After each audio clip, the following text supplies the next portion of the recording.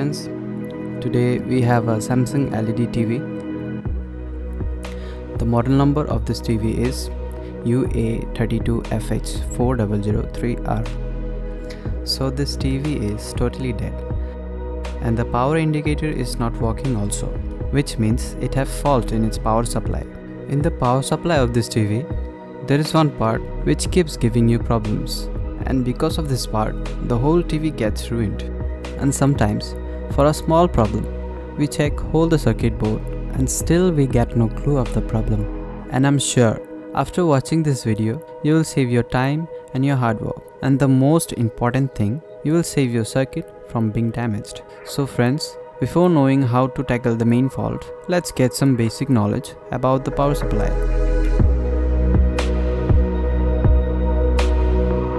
So here, we have the power supply circuit board, and you will see 3 sockets in this power supply board. One socket is for AC 220 volt input, and the other socket is for the main board power supply, and the other socket is for the display backlight. So here we have the backlight inverter section, and if you see from behind, you have to look here. And the coil here we have, it is called the boost coil. This coil takes the voltage from the SMPS transformer, and going through this MOSFET, the voltage gets boosted, which means the coil increases its voltage and give it to the LED backlights. Like this transformer, it takes the help of this MOSFET and emits the voltage. Similarly, this coil emits the voltage by the help of this MOSFET. Like this SMPS MOSFET, it has its own drive IC, and from where the switching of the MOSFET is done. Similarly, this MOSFET also has its own drive IC, and this IC receives backlight adjust signal from the main board.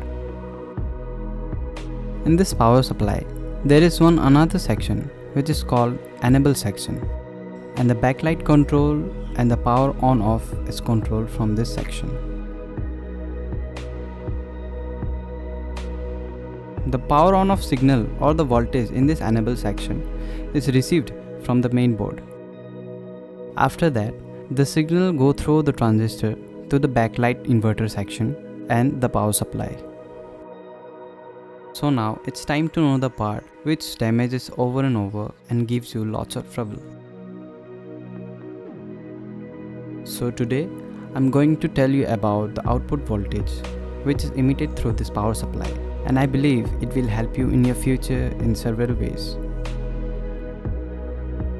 First of all, we will check the output voltage in the power supply, which means we will check the output voltage in the secondary side of the power supply, so that we could know whether the voltage is coming or not. And here a quick advice. Before checking any power supply, we should check the secondary side first. By doing this, you will save your time and you will save yourself from the high voltage. So here you can see the black cord is connected to the ground, and we have turned on the AC 220 volt. So now let's check the power supply voltage.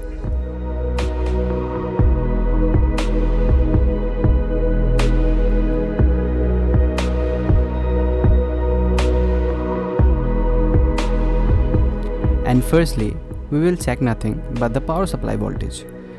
The diodes you can see here, these 4 diodes. The voltage is emitted through these 4 diodes, and this is the main capacitor where you will find around 400 volts. And after checking the voltage from the main capacitor, you will see 2 diodes here joined parallelly, and you should get voltage from this diode. There is no voltage here now. You can see in the multimeter we are getting 0 voltage. So let's see in this diode. In this diode we are getting little voltage over here. This diode supplies voltage to the backlight inverter section. So by checking this diode, we are sure that the primary section of the power supply is working. So we are now checking the voltage in this diode. So you can see here we are getting no voltage over here. And this is the jumper. Generally we should get voltage from these diodes, but there is no voltage, and we are getting little voltage from this diode because when we switch on the power supply, for a matter of second the power supply goes on and off, and the voltage is captured in the filter capacitor, and slowly it releases its voltage until the main board does not get 13 volt from the power supply. The power supply will not work properly. So firstly, we have to give 13 volt to the main board from the power supply. After that, the power supply will switch on. So in this circuit, these two diodes damages over and over, and I found one diode was damaged here. So instead of changing only one diode, I have changed both the diodes, and this TV is now working fine. So now let's get into the main topic without making the video long. Before getting into the power supply, it is important to know about the power supply well. And it is more important to know about the voltage coming from the power supply. About the voltage of this circuit, you can see it is written here. You can see 13 volt is written here and nothing else. And because there is no other voltage written, so we have no clue about the voltage of this power supply. So it will be difficult to make the power supply working.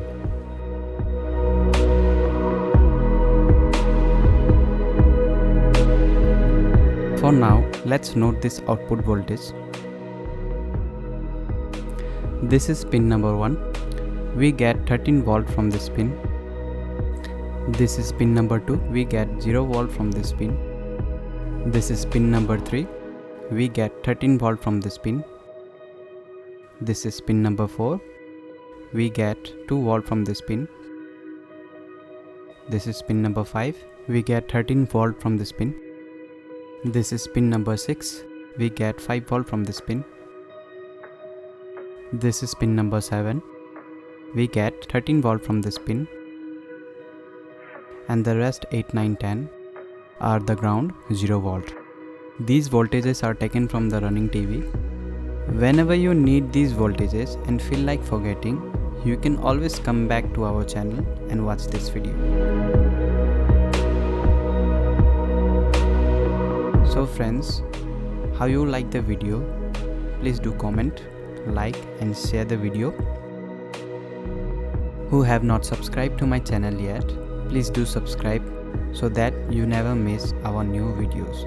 Thank you.